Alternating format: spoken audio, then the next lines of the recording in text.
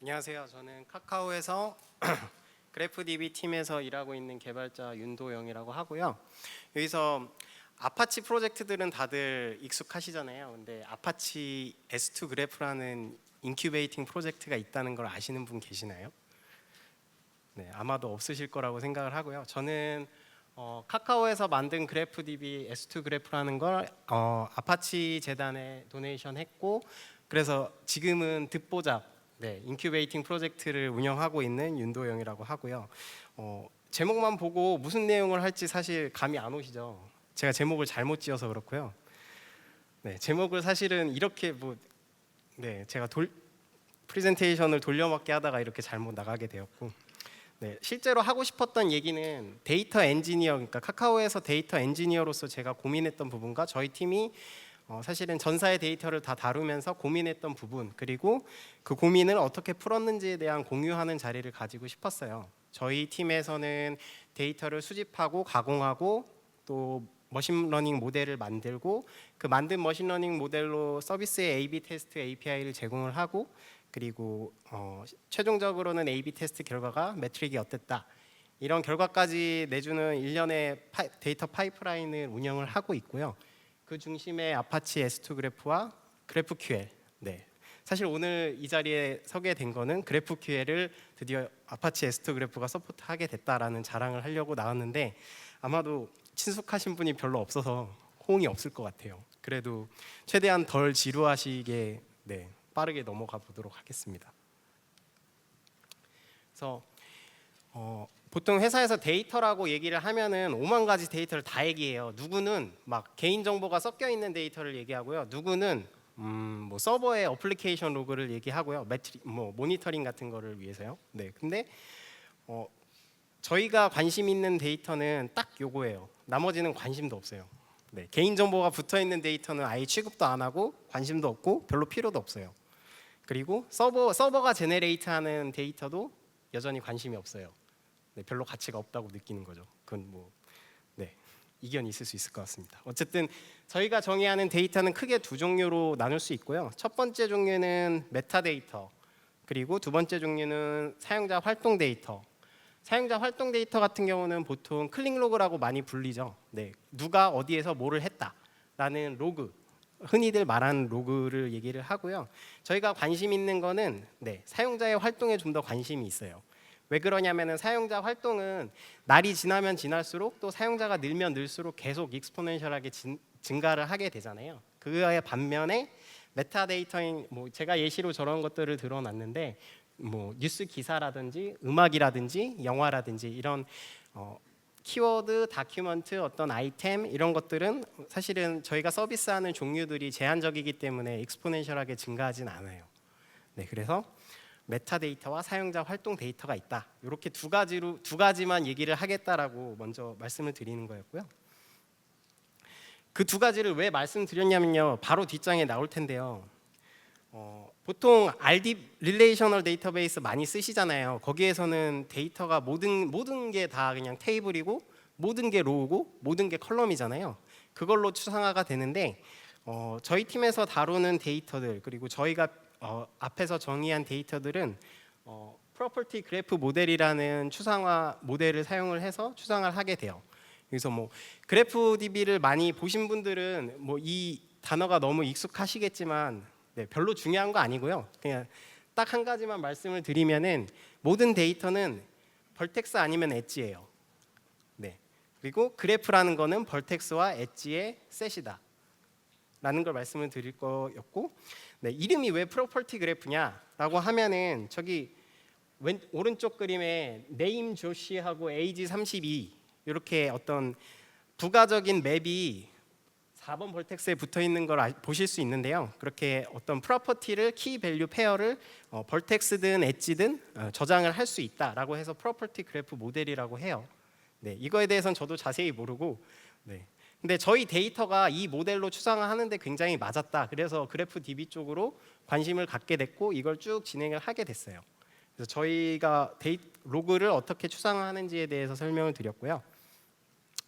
그러면은 저희 추상화 방법으로 했을 때, 아까 말씀드린 저희 팀이 다루고 있는 데이터는 딱 두 가지인데 그 두 가지가 벌텍스와 엣지로 표현이 되는 거를 보여드리는 장표예요.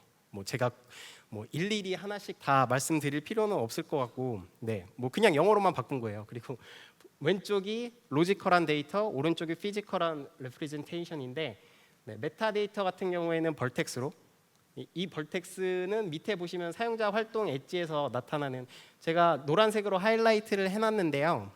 왜 하이라이트를 해놨냐면 왼쪽에 있는 스팀 쇼니 어제 영화를 봤다라는 저 팩트 자체가 엣지로 저런 식으로 표현이 된다라는 거를 좀 공유를 드리고 싶어서 하이라이팅을 해놨어요. 그래서 저희는 모든 로그를 엣지와 벌텍스 형태로 만들고 있고, 이렇게 했을 때 모든 걸 다 표현할 수 있었다라는 걸 공유 드리는 장표였고요. 네, 말로 해서 잘 감이 안 오니까 저희의 데이터를 한 장으로 표현을 하면은 대충 이런 식이에요. 뭐 실제로 이렇다는 건 아니고요. 보시면 막 제가 이 그림도 막 계속 몇 년째 쓰고 있어서, 네, 중간에 막 망한 서비스도 있고 막 그런 걸 보실 수 있으실 텐데요. 네, 중요한 거는 저희 팀의 미션은요, 서비스에서 발생하는 제일 외곽에 있는 사용자들의 액티비티, 사용자 활동 데이터를 실시간으로 저장을 하는 것뿐만이 아니라, 가운데 보시면은 누가 누구랑 얼마나 친할지, 누가 누구를 얼마나 좋아할지, 이런 가상에 대해 분석된 데이터들도 한 그래프로 저장을 하고 있는 걸 보실 수 있으실 거예요. 네, 그래서 이렇게 사실은 오늘 주제가 데이터와 모델의 통합인데, 저 안에 있는 거를 저희가 모델이라고 볼 수 있을 것 같고요. 왜냐하면은 있는 데이터가 아니라 저희가 모델을 통해서 유추할 수 있는 프리딕션 데이터잖아요. 그래서 그런 데이터도 그래프로 표현을 하고, 실제 사용자들의 액티비티도 그래프로 표현을 한다. 그리고 그냥 이렇게 표현만 하면 재미가 없죠. 이렇게 표현되어 있는 데이터에서 그러면은 프로도의 친구들이 뭐 사용하고 가입한 풀치는 몇 개가 있니? 뭐 이런 쿼리들을 자연스럽게 그냥 제가 방금 말한 거를 그냥 손으로 따라가면은 데이터가 나오거든요. 네, 그 데이터를 나오게 하는 쿼리 랭귀지로서 그래프 QL을 서포트하기 시작했고, 그 그래프 QL이 얼마나 직관적인지 나름 자랑을 하려고 나왔는데요. 네, 나중에 너무 직관적이지 않더라도 욕하지 마시고요. 네, 어쨌든 저희가 다루고 있는 데이터는 이렇다. 네, 여기까지가 데이터에 대한 설명이었고요. 다음은 제가 데이터 엔지니어로서 카카오에서 제일 힘들었던 점들과, 네, 데이터를 왜 통합하려고 하니라고 저한테 되게 많이 물어봤어요. 왜 굳이 아무도 안 하려고 하는 거를 하니? 네, 왜 더러운 일을 하려고 하니라고 했을 때, 저는 이런 이유들 때문에 데이터 통합이 필요하다고 생각을 했어요. 여기서 핵심 키워드는 마스터 그래프거든요. 뒤에도 쭉 나오는데요. 마스터 그래프가 뭐냐면요, 사실 시작은 이걸 하려고 시작한 건 아니었어요. 근데 저희가 서비스를 한 30개에서 50개 정도 계속 서포트를 하다 보니까 이제 사용자 액티비티들이 다 쌓이는 거예요. 근데 그 쌓인 거를 다 그냥 사용자 기준으로 모아볼 수 없을까라는 질문에서 시작을 하게 됐고요. 제일 저희 팀에서는 관리하고 있는 가장 중요한 데이터고, 저희 회사에서도 중요하다고 생각하고 있는 것 같아요. 네. 어쨌든 이 마스터 그래프라는 거는 그냥 단순히 로그를 테이블 단위로, 그냥 로우 단위로 쭉 쌓아놓은 걸 말하는 게 아니라요, 아까 보신 그림처럼 사용자 단위로 이 사용자가 최근에 한 행동들이 뭔지를, 네, 바로 뽑아볼 수 있는, 그리고 실제로 그 데이터를 덤프받을 수도 있는 형태의, 그러니까 사용자 기준으로 여러 가지 데이터를 연결해 놓은 그래프다라고 봐주시면 될 것 같아요. 네, 뭐 나름 하이라이트를 해놨는데요. 네, 넘어가도록 하겠습니다. 근데 데이터 통합을 왜 해야 되냐라고 아까 대전제는 말씀드렸는데, 하다 보니까 되게 어려운 것들이 많았어요. 뭐가 어려웠냐면요, 네, 이런 것들이 어려웠어요. 네, 사실 아무도 해피하지 않았어요. 네, 데이터가 막 만들어지고 있는데 카카오에 잘 된 서비스도 있고 안 되는 서비스도 있는데, 사실 뭐 예를 들어서 제가 브런치에서 브런치 서비스를 얘기하는 게 아니라 브런치에서 피드를 만든다라고 가정을 하면은 제 친구들이 브런치에서 뭘 받는지를 알아야 되잖아요. 근데 제 톡 친구들은 톡의 서버에서 관리가 되고 있고, 브런치에서 누가 뭐를 읽었다는 브런치 서브 DB에 관리가 되고 있겠죠. 그러면은 톡의 서버를 한번 콜을 한 다음에 그 결과를 파싱해가지고 내 데이터베이스 콜로 만든 다음에 그걸 다시 조회하고 결과에 내려보내는 이런, 네, 어떻게 보면은 삽질, 네, 삽질을 많이 하게 됐고요. 이게 톡 친구만 있는 게 아니라 뭐 스토리 친구, 뭐 다른 데이터, 연동하는 데이터가 많아지면 많아질수록 API 개수가 기하급수적으로 늘어나게 되고, 이 API 개수가 늘어난다는 얘기는 그 담당자가 퇴사하거나 추가로 필요한 데이터가 필요하게 되면은 개발 리소스도 많이 들고 유지 보수도 힘들다라는 문제점이 있었어요. 서비스 개발자들은 이런 것들을 가장 많이 토로를 하셨었고요. 그리고 분석가나 모델, 그러니까 데이터 전체 데이터가 필요하신 분들, 분석가나 모델러라고 적었는데요. 이분들은 내가 뭐 톡에 친구 데이터가 필요해요. 근데 이게 어디에 있어요? 어디 가면 받을 수 있어요? 어떤 포맷으로 돼 있어요? 이 포맷에서 몇 번째 필드가 뭐예요? 이거 파악하는 게 일이었어요. 굳이 안 해도 되는 일이잖아요. 한 곳에서 잘 관리가 되면 굳이 안 해도 되는 일인데, 제일 많이 받는 질문이 어떤 서비스에 이 데이터 저장되고 있어? 하루에 몇 건 들어와? 그거 나 가져가려면 어떻게 해야 돼? 이거였어요. 그래서 저희가 본 문제점은 데이터를 한 리파지토리에서 관리하지 않고 포맷도 제각각이고, 그렇기 때문에 이런 문제들이 생겼다라고 생각을 했고요. 마지막이 제일 중요한 말이었는데요. 사실 데이터를 왜 모을까요? 데이터를 모으는 이유는 사용자에 대해서 더 잘 알기 위해서 모으는 거잖아요. 사용자에 대해서 왜 잘 알까요? 더 많이 알아야 될까요? 그 사람한테 필요한 걸 제때제때 찾아줄 수 있고, 그게 뭐 추천이 됐든 검색이 됐든 뭐 다른 AI 뭐가 됐든 사용자에 대해서 뭔가를 알아야지만 뭘 할 수 있잖아요. 그래서 요새 막 머신러닝 엄청 핫한데, 머신러닝 알고리즘이 아무리 좋아도요, 사용자에 대해서 아무것도 모르면요 어떤 알고리즘도 뭘 할 수가 없어요. 저희가 생각하는 문제점은 그거였고, 그래서 사용자의 데이터를 사용자 기준으로 잘 모아보자라는 게 이 프로젝트의 시작이었습니다. 그리고 이 프로젝트를 한 지는 3년이 넘었어요. 3년이 넘으면서 저희가 어느 정도 데이터를, 산에 있는 데이터를 통합했다라고 생각이 들었는데, 뭐 다음 장에서 좀 더 설명을 드릴 텐데요. 문제가 끝난 게 아니더라고요. 저희가 어떻게 데이터를 통합했는지는 사실 제가 앞장에서 설명드린 것처럼 뭐 이 장표는 크게 중요하지 않을 것 같아요. 어차피 프로퍼티 그래프 모델이라는 벌텍스와 엣지, 그냥 다 벌텍스 엣지예요. 그냥 심플. 그렇게 추상화를 해서 파일에도 쌓고 DB에도 쌓고, 그리고 파일로 필요한 사람은 파일로 갖다 쓰고, API로 필요한 사람은 일원화된 API로 데이터를 조회할 수 있는 기능을 제공을 했어요. 그래서 이런 효과들이 있었다라고 생각을 했고요. 이런 효과들의 가장 큰 장점은 서비스에서 이제 뭐 어떤 로직이 베스트야라고 할 때 그냥 기획자의 감으로 결정하는 것보다는요, 그냥 A/B 태워봐, A/B 테스트를 해봐서 제일 좋은 결과 나올지, CTR이 제일 좋거나 컨버전 레이트이 제일 좋은 모델이 뭐냐, 어떤 API가 제일 좋으냐를 판별하는 데 있어서 그 누구도 이견이 없어요. 이런 문화를 약간 정착시켰다라는 게 영향이라고 볼 수 있을 것 같고요. 근데 데이터는 통합을 했는데 이제 문제가 생긴 게 뭐냐면은 머신러닝이 핫하다 보니까 이 데이터를 여기 이 팀 저 팀 저 팀 저 팀 다 가져가 가지고 나도 A 로직을 서비스에 넣어보고 싶고 B 로직을 넣어보고 싶고 막 동시에 여러 가지 로직을 넣어보고 싶은 거예요. 근데 거기에서 문제가 생겼어요. 근데 그 전에, 문제를 얘기하기 전에 저희가 생각하는 그런 모델이란 뭐냐, 데이터와 모델 두 가지 키워드거든요. 그럼 데이터는 뭐고, 데이터가 뭐냐에 대해서는 앞에서 설명을 드렸고요. 그러면 모델이 뭐냐에 대해서 정의를 해야 될 것 같아요. 모델에 대해서는 제가 전문가도 아니고요, 이거에 대해서 아규잉을 하고 싶지도 않아요. 근데 제가 그냥 무식한 제가 생각하는 모델의 정의는, 모은 데이터로 학습해서 제일 중요한 거는 어떤 질문을 던졌을 때 그 질문에 대한 답을 줄 수 있는 프로그램을 모델이라고 정의를 해요. 저희는 저희 팀은 그렇게 정의를 하고 있고요.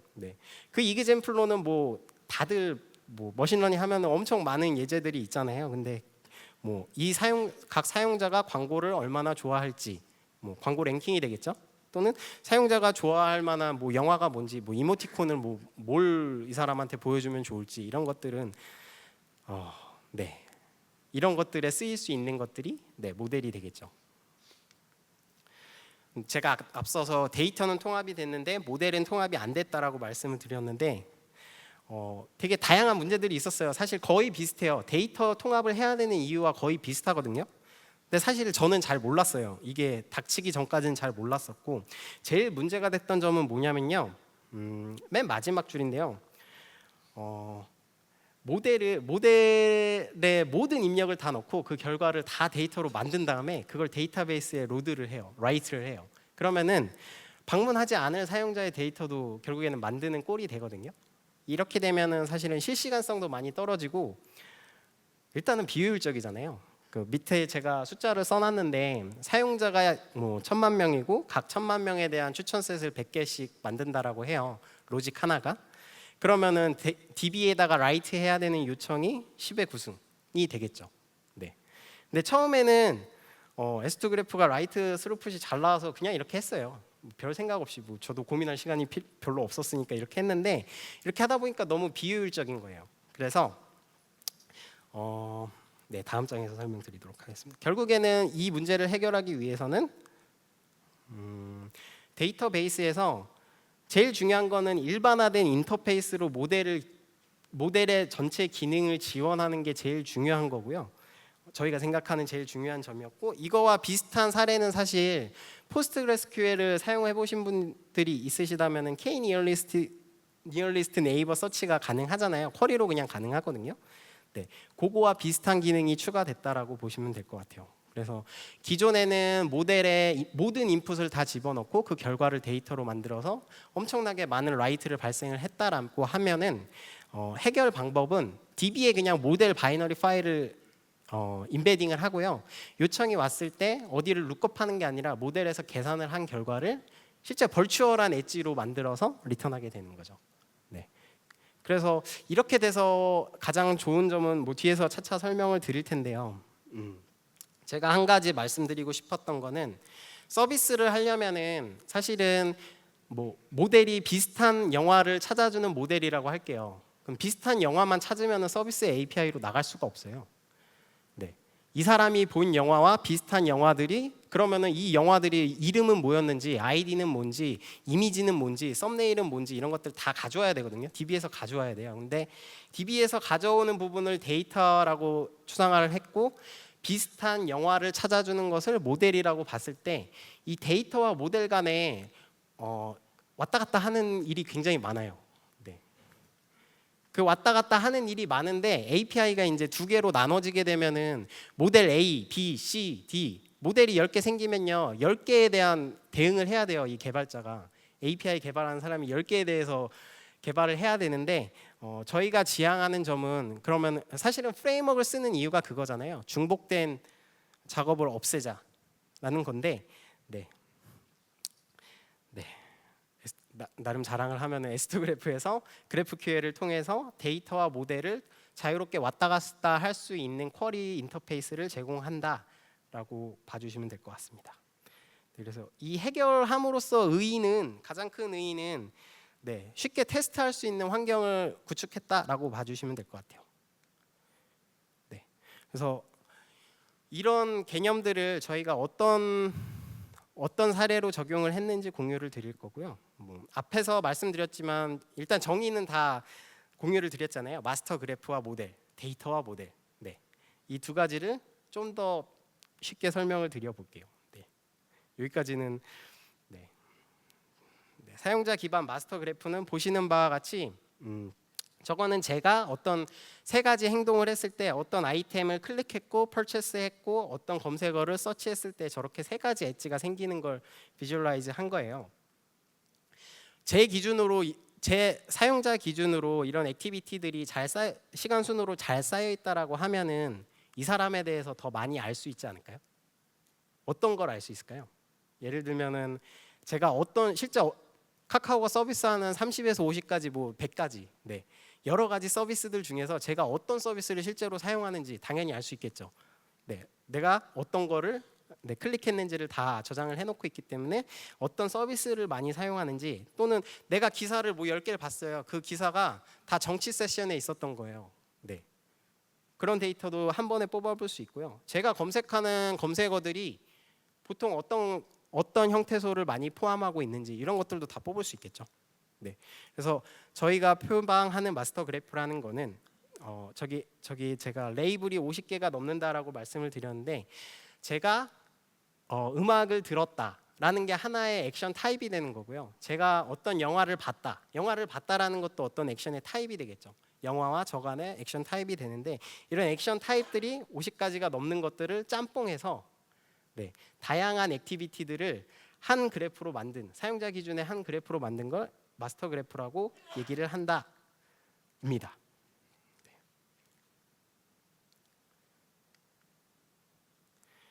네.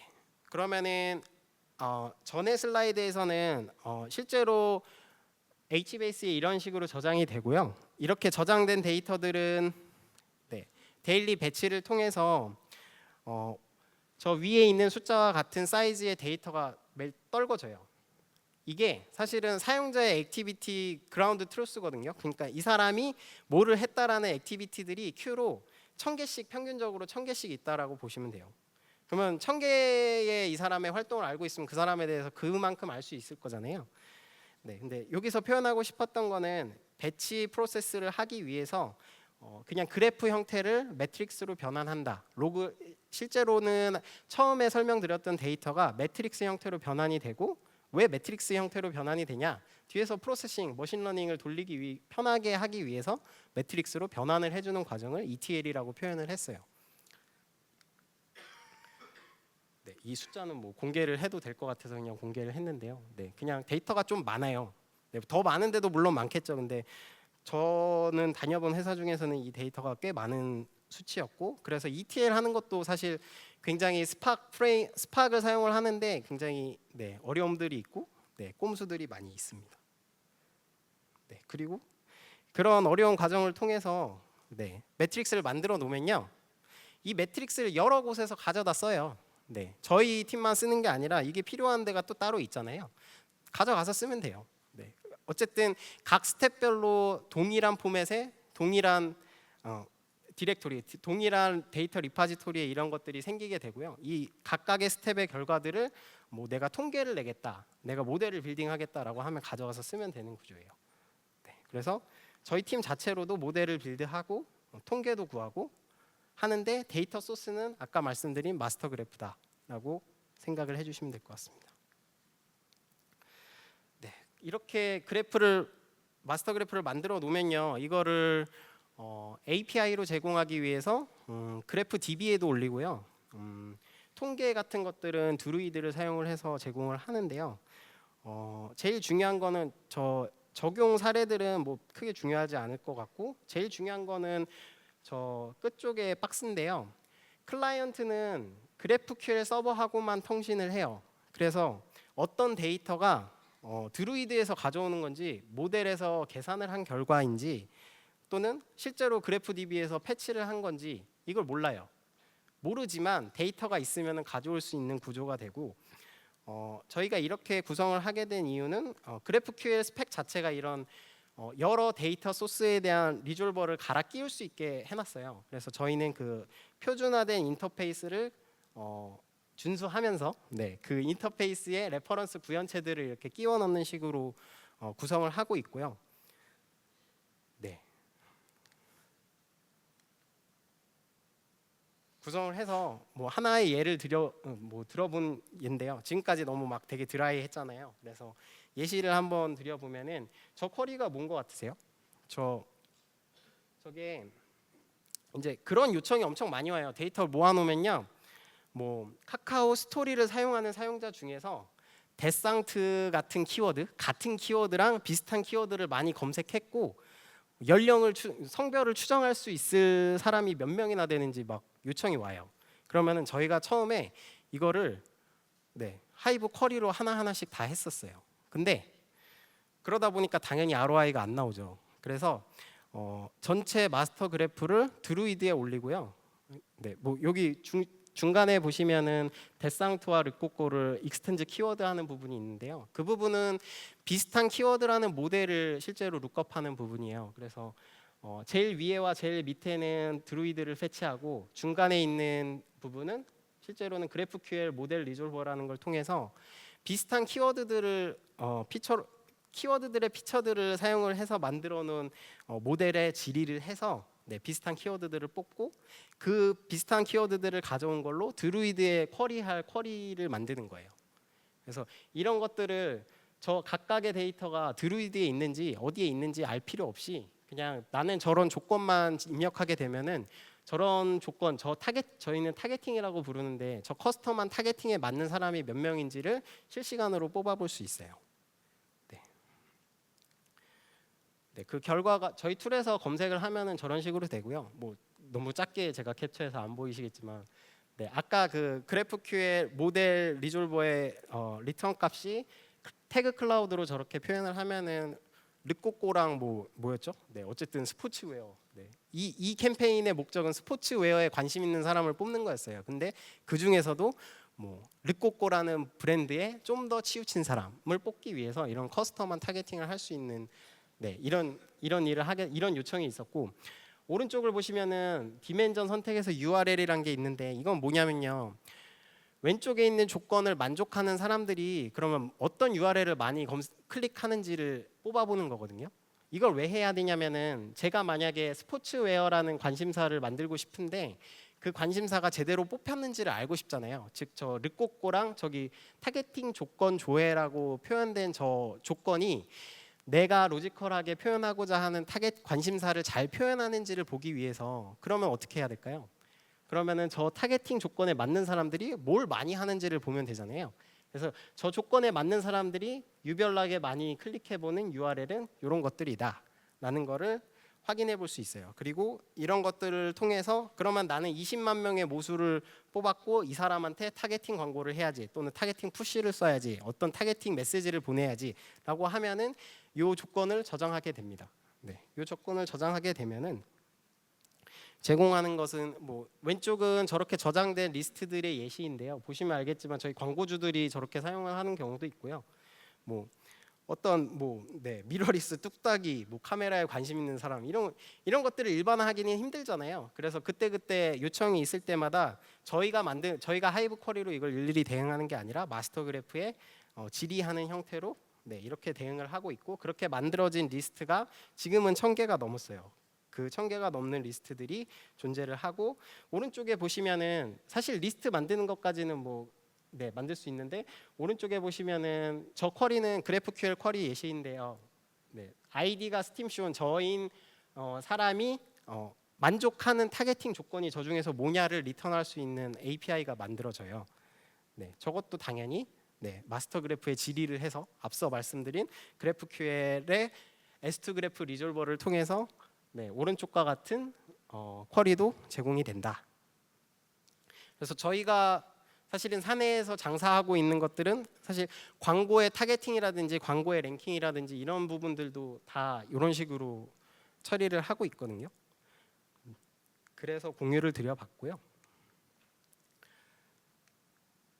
네, 처음에는 HBase 20대로 시작을 했는데요. 이런 데이터를 여러 군데에서 가져다 쓰다 보니까 운영이 힘들어졌어요. 그래서 20대로 안 돼서 100대로 늘렸고요. 100대 HBase 클러스터에서 초당 풋 리퀘스트는 5만 정도 들어오고 겟 리퀘스트는 35만 정도 들어오고 있어요. 근데 저희가 이 HBase 클러스터를 직접 관리하진 않고요. 저희 인프라실에서 HBase를 운영을 전문적으로 해주시는 분들이 있는데 그 분들이 잘 관리해 주셔서 저희가 이렇게 편하게 서비스하고 있습니다. 보시면 알겠지만 CPU 사용량을 저희가 30에서 40%로 유지하게 하고 있고 제 말이 거짓말이 아니라고 증명하기 위해서 통계를 붙여놨어요. 별로 중요한 건 아니고요. 그래서 실제로 서비스에 OLTP성으로 HBase를 나름 빡세게 사용하고 있다라고 보시면 될 것 같습니다. 그리고 중요한 컴포넌트가 저희가 쿼리하고 라이트, 그러니까 두 가지 오퍼레이션에 대해서 서버군을 나눠서 운영을 하고 있는데요. 쿼리 서버에 대한 통계인데요. 평균적으로 저 정도가 들어오고 저런 스탯으로 운영을 하고 있어요. 근데 저게 이제 대통령이 탄핵되신다든지 한국 축구가 독일을 이겨버린다든지 그러면은 저게 2배 정도까지 늘어나거든요. 그래도 큰 문제 없었다라는 걸 자랑하려고 한번 적어봤고요. 아까 말씀드린 대로 라이트 서버는 저 정도의 요청을 라이트를 처리를 하고 있고요. 그래서 제가 하는 말이 거짓말이 아니다라는 거를 말씀드리고 싶었고요. 왜 그러냐면은 제가 뭐 다른 컨퍼런스를 가도 그래프DB가 성능이 안 나오는데 실제로 적용한 예가 있어요라는 질문을 굉장히 많이 받거든요. 근데 이게 모든 케이스의 제네럴한 솔루션은 아니에요. 당연히 그런 건 세상에 없죠. 근데 아까 제가 처음부터 정의한 데이터와 처음부터 정의한 그래프에 대한 통계는 이와 같이 뭐 쓸만하다라고 보시면 될 것 같습니다. 여기까지는 이제 카카오에서 월급 받으니까 이제 카카오 셀링을 한 거고요. 사실은 다음부터는요 이런 거 뭐 동의 안 하실 수도 있을 것 같은데 뭐 각자 회사에서 마스터 그래프를 만들어 보고 싶지 않으세요? 별로 안 땡기시나요? 네. 네. 저희 팀의 가장 좋은 점은요. 저희가 카카오에서 했던 일들을 아파치 프로젝트에 다 카카오의 스페시픽한 코드들은 다 일반화하고요. 그 일반화된 코드를 다 푸시를 하고 있어요. 물론 전체 코드가 다 오픈된 건 아니지만 다 오픈할 거예요. 네. 하나씩 계속 이슈를 만들어서 오픈을 하고 있고요. 그래서 저 링크를 따라가 보시면요. 저희가 카카오의 데이터를 오픈할 수는 없잖아요. 근데 사실은 여기에 오픈되어 있는 코드를 그대로 저희도 내부에서 사용을 하고 있고요. 그 코드를 사용을 해서 앞서 말씀드린 마스터 그래프를 만들고 통계를 제공하고 이런 것들을 하고 있어요. 그래서 여기서부터는 아파치 S2 그래프를 홍보하기 위한 시간입니다. 그래서 기왕이면 한 번씩 들어가 주셔서 스타라도 하나씩 주시면 참 진행하도록 하겠습니다. 네. 오픈된 데이터셋 중에 제일 흔한, 제일 유명한 무비렌즈 데이터로 제일 많이 하는 게 내가 본 영화랑 비슷한 영화를 추천하는 아이템 베이스드 CF 어프로치를 많이 하잖아요. 영화 추천을 할 때. 근데 그거를 어떻게 그냥 GraphQL 쿼리로만 어떻게 할 수 있는지에 대한 예시예요. 요 링크를 가보시면은 실제 코드를 전체를 다운받고 빌드하고 이그젬플 쉘을 실행할 수 있는 환경을 로컬에 만들어 드릴 거고요. 네, 관심 있으신 분은 한번 쭉 따라 해보시면은 재밌을 것 같습니다. 그래서 로컬에 딱 체크아웃 받으시면은 로컬에 세팅하는 시스템 구조는 이그젬플을 위해서 세팅하는 구조는 이래요. 클라이언트라는 거는 그래프 IQL이라는 브라우저에서 지원하는 클라이언트를 사용을 하고 있고요. S2 GraphQL 뮤테이션과 쿼리는 사실은 물리적으로는 같은 서버예요. 근데 오퍼레이션 단위로 분리를 해놓은 거고 저장소로는 HBase를 사용을 하고 있고 시스템에 들어온 모든 데이터 엣지와 벌텍스 두 가지밖에 없다 그랬잖아요. 그 엣지와 벌텍스는 다 로컬에 떠 있는 스팍에 어베일러블 하게 돼 있어요. 그래서 저 로컬에 떠 있는 스팍은 스팍의 ML립에 있는 ALS 모델을 돌리기 위한 컴포넌트고요. 그래서 S2 그래프에 들어온 데이터를 머신러닝 하는 예제를 추가하기 위해서 저게 스팍이 추가된 거지 사실 저기에 디펜던시가 있는 건 아니에요. 뭐 텐서플로우로 돌리셔도 되고요. 어떻게 해든 상관없어요. 근데 그 결과가 어쨌든 모델 파일로 떨궈질 거잖아요. 그러면 프로토버퍼로 그걸 읽을 수만 있으면 되거든요. 네, 그렇습니다. 그래서 저희가 이그젬플에 표현한 테크놀로지 스택은 이런데 사실 여기에 제한은 없고요. 이렇게 이것들을 사용한 이유는요. 보시면 알겠지만 다 그냥 엄청 유명한 것들이에요. 다 많이 쓰는 디팩토잖아요. 네, 요새 카프카 안 쓴 엄청 많이 쓰죠. 스팍도 뭐 엄청 많이 쓰죠. 그래프QL도 뭐 엄청 유명하잖아요. 저기서 안 유명한 건 아파치 S2 그래프밖에 없거든요. 제일 위에 것만 지우시고 보시면은 괜찮은 조합이에요. 오픈된 데이터셋인 무비렌즈를 앞서 말씀드린 프로퍼티 그래프 모델로 어떻게 추상화하는지에 대해서만 간략하게 설명을 드릴 거예요. 왜냐하면은 그래프DB에 익숙하지 않으신 분들이 많이 있으실 것 같아서 이렇게 추가를 해봤고요. 앞서 말씀드린 대로 이제 무비렌즈 데이터를 까보면요, 저런 movie.csv라는 파일이 있고 그 안에는 저런 식의 세 개의 필드로 구성이 돼 있죠. 무비 아이디와 타이틀과 장르가 이렇게 스트링으로 인코딩 돼 있는데 어쨌든 이 데이터를 어떻게 그래프DB로 표현을 할 거냐는 되게 심플해요. 그냥 오른쪽과 같은 그림으로 표현하시면 돼요. 저기서 제가 유저는 빼먹었어요. 유저는 뭐 별로 재밌는 게 아니니까. 어쨌든 유저와 무비와 시밀러 무비, 레이티드 이렇게 엣지는 2개, 벌텍스는 2개. 이런 식으로 굉장히 되게 심플한 그래프가 형성이 되죠. 왼쪽에 오른쪽에 있는 데이터로는 저 제일 위쪽에 있는 무비 벌텍스를 생성을 하게 될 거고요. 이 그림을 시스템에 어떻게 옮기느냐, GraphQL에서 스키마를 레지스트레이션 하는 과정이 이렇게 됩니다. 네, 보시면은 나름 직관적이에요. 프로퍼티로 타이틀과 장르를 넣겠다라는 게 들어가 있고, 이거는 무비라는 타입이다, 벌텍스 타입이다라는 걸 설명을 하고 있고, 그거의 ID 타입은 스트링이냐, 롱이냐, 플롯이냐, 뭐냐, 바이트냐. 네. 그래서 데이터 타입과 무비다라는 걸 간략하게 설명하고 있고요. 저희 시스템은 스트롱 타입들 시스템을 지향을 해서 저런 데이터 타입의 타입을 다 쓰는 거를 보실 수 있습니다. 네, 별로 중요한 내용은 아니고요. 네, 그림을 이런 식으로 표현한다만 알아주시면 될 것 같고요. 네, 엣지는 벌텍스와 벌텍스 간의 관계인데, 저 rate.csv를 보면은 어떤 유저 아이디가 어떤 무비 아이디에 대해서 레이팅을 몇 점 줬다, 언제, 네, 요 데이터가 전부거든요. 저거는 오른쪽에 있는 선으로 표현을 할 거예요. 레이티드라고, 그리고 제가 가로로 데이터라고 표현을 해놨잖아요. 이거는 실제로 오픈된 데이터, 그러니까 모델이 아니라 데이터, 실제 존재하는 데이터고, 이 데이터를 DB에 실제로 라이트를 할 거예요. 이 유저가 레이티드한 무비를 가져오는 거는 그냥 DB에 있는 DB 쿼리가 되겠죠. 이 관계는 오른쪽과 같은 GraphQL 쿼리로 스키마를 만드실 수가 있어요. 보시면은 앞에랑 거의 비슷한데 차이점은요, 소스 서비스와 타겟 서비스 두 가지가 생긴 거고요. 왜 그러냐면은 벌텍스는 자기 혼자만 있는데 엣지는 벌텍스 간의 관계라서 그렇거든요. 그래서 디렉션이 있는 디렉션이 있고, 소스가 뭐고 타겟이 뭐다라는 걸 명시해 주셔야 돼요. 네, 이렇게 스키마를 레지스트리하고 실제로 인서트하는 과정은 빼먹었는데요. 그거는 GitHub 보시면은 example.shell 실행해 보시면 잘 들어갑니다. 네. 그리고 마지막으로 오늘 제일 얘기를 하고 싶었던 얘기는 요 시밀러 무비라는 관계인데요.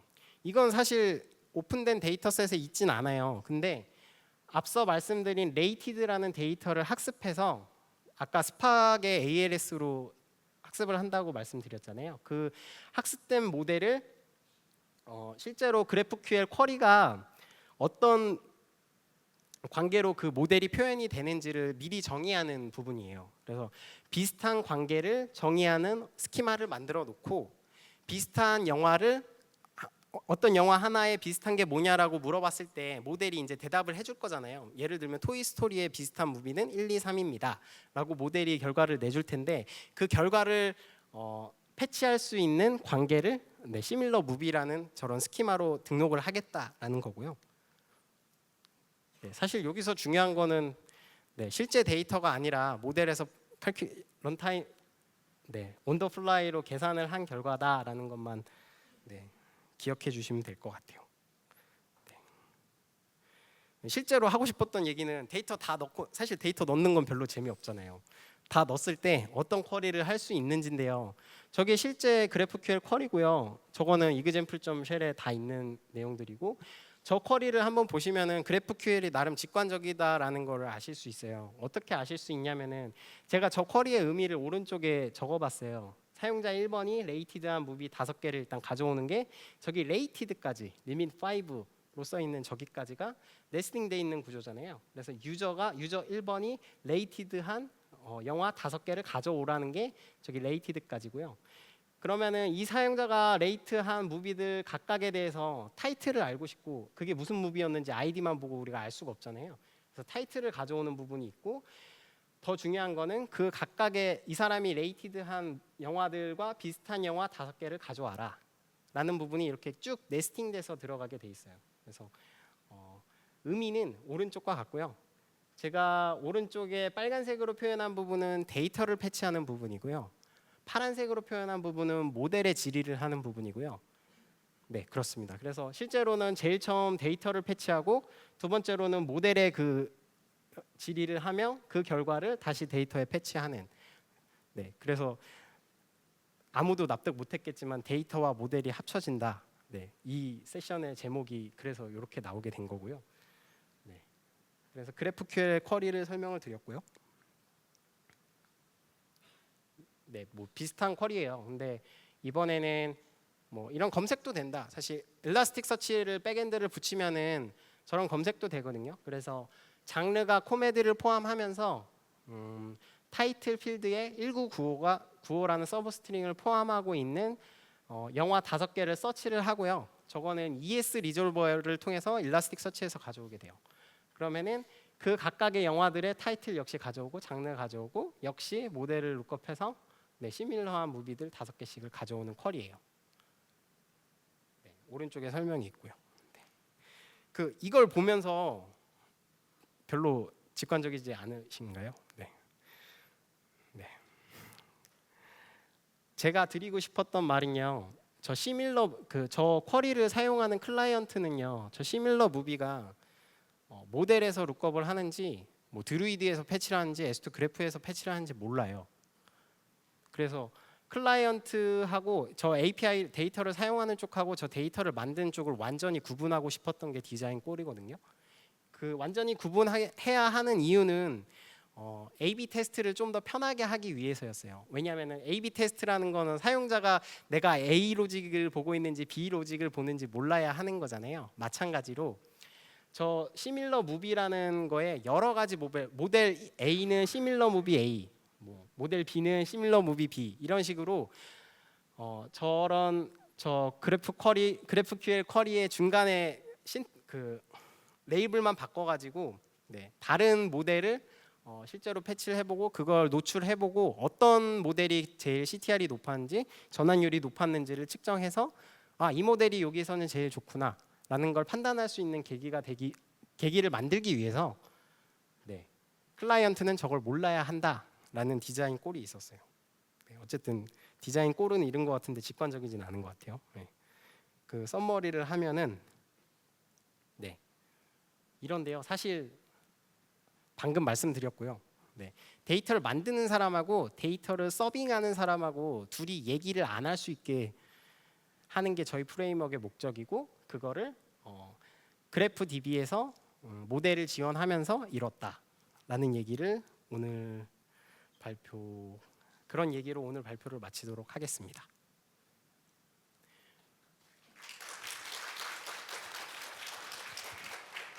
네, 혹시 질문 있으신 분 질문 네, 부탁드립니다.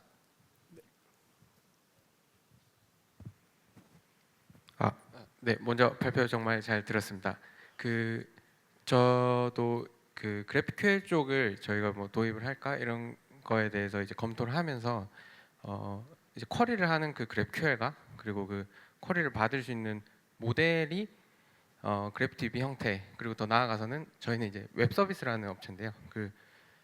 표현하는 그런 컴포넌트까지 이제 같은 구조의 그런 구조를 가지고 있으면 이제 보이는 UI 쪽과 쿼리 그리고 모델까지 다 같은 구조를 가지고 있을 때 되게 아름다운 구조가 되겠다 생각을 한 적은 있었어요. 근데 이제 저희는 안쪽 데이터베이스가 뭐 카카오처럼 이렇게 많은 양의 데이터는 아니지만 이미 구축이 되어 있는 RDB 셋으로 테이블 베이스로 구축이 되어 있는 데이터베이스를 가지고 있고 그걸 이제 억지로 GraphQL의 쿼리의 형태로 이제 리절트를 뱉어야 하는 이제 그런 되게 애매한 상황이 되었었어요. 그래서 되게 하신 일에 대해서 되게 대단하신 것 같은데 제가 궁금한 점은 기존의 그런 그래프 데이터베이스 형태로 구축이 안 되어 있는 그런 데이터들에 대해서 그래프 데이터베이스로 옮기시면서 되게 컨버팅 과정을 되게 많이 거치셨을 것 같은데 그러면 되게 많은 서비스들이 엮여 있지 않습니까? 그럼 그런 것들을 어떻게 좀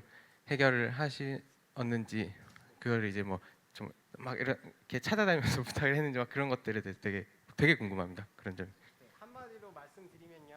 한마디로 말씀드리면은 DB 덤프 제가 다 떴고요. 네, 마이그레이션 다 하고요. 네, 그래서 저희 솔루션에는 온라인 마이그레이션을 지원하는 툴도 있어요. 카프카를 사용을 해서 DB 슬레이브에 라이트 되고 있는 거를 카프카를 통해서 싱크를 받고 물론 몇백 미리 세컨드의 딜레이는 있지만 그걸 리플리케이션 하는 기능들은 다 들어가 있습니다. 그래서 네, 뭐 좋은 포인트 지적해 주셨는데 그냥 뭐 노가다죠. 뭐. 네.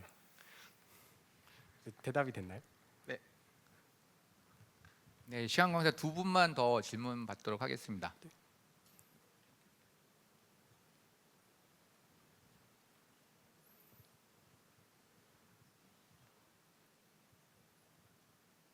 네, 안녕하세요. 네, 이진혁이라고 하고요.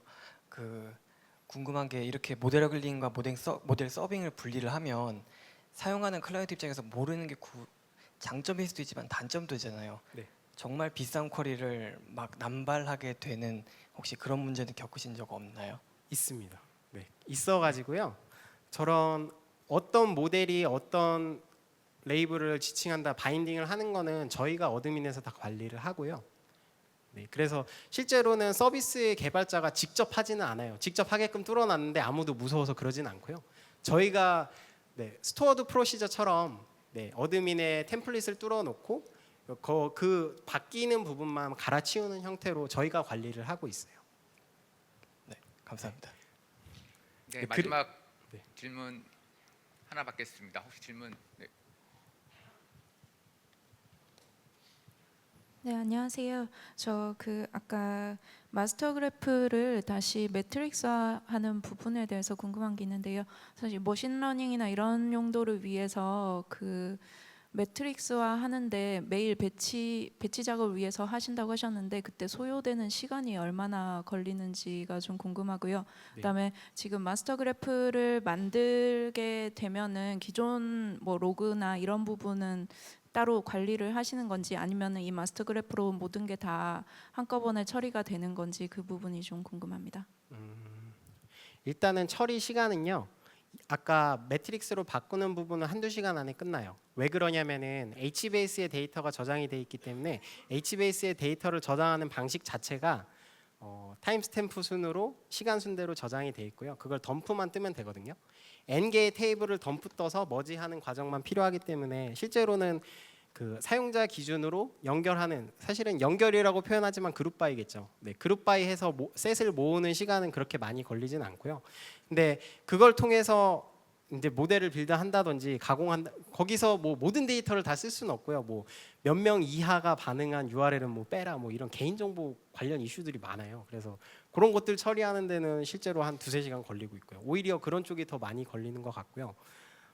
처리 시간은 그렇고 다른 데이터는 관리 안 하냐? 저 마스터 그래프는요, 아까 50개 이상의 액티비티 타입이 추가가 짬뽕돼 있는 거라고 했는데 그 50개는 또 50개대로 각 서비스에서 사용을 해요.